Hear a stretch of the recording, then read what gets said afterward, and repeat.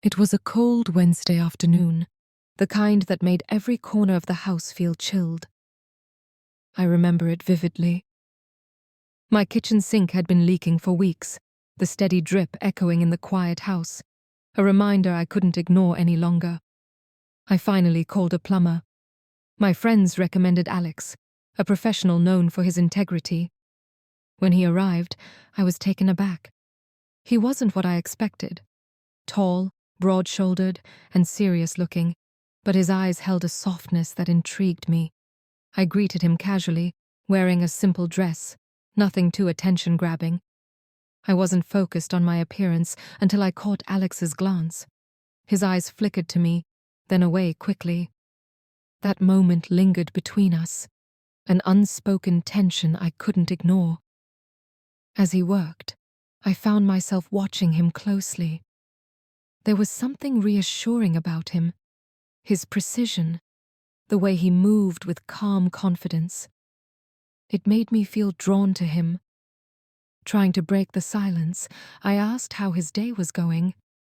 He smiled shyly, and that smile seemed to echo in the small kitchen, though there was a sense of him holding back. Without thinking, I reached out and touched his shoulder. It was a casual gesture, but the atmosphere between us shifted. I smiled, but the air thickened, charged with something unspoken.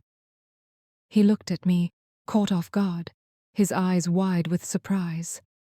I took a step closer, asking if he needed help, though I knew he didn't. My dress slipped slightly, revealing a hint of my shoulder, and I noticed Alex's face turn red. He tried to remain focused, but as I knelt next to him, my hand brushed his arm. The subtle touch made him flinch, his breath catching in his throat. The tension between us was palpable. When he stood to gather his tools, I leaned in slightly and whispered, "Is there anything else you need fixed?" My voice was playful, teasing.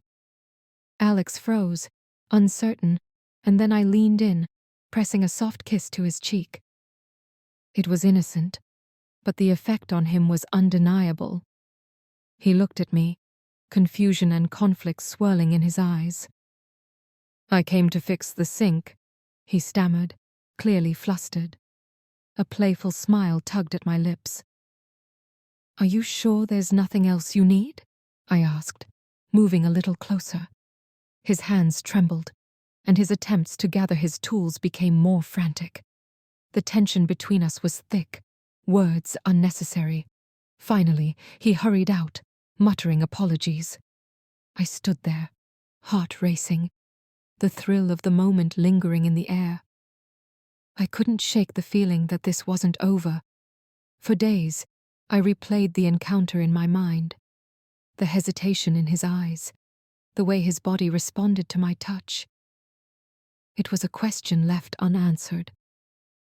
A week later, my phone rang. It was an unknown number. "Hello, Alex here, the plumber. I just wanted to check if everything's okay." His voice was professional, but I could feel the flutter in my chest. "Thanks for calling," I said, trying to hide my excitement. "Actually, the bathroom faucet is broken too. Could you come by and take a look?" I could sense his hesitation on the other end of the line. After a pause, he agreed to come in an hour. I smiled, knowing this time I wouldn't let him slip away so easily.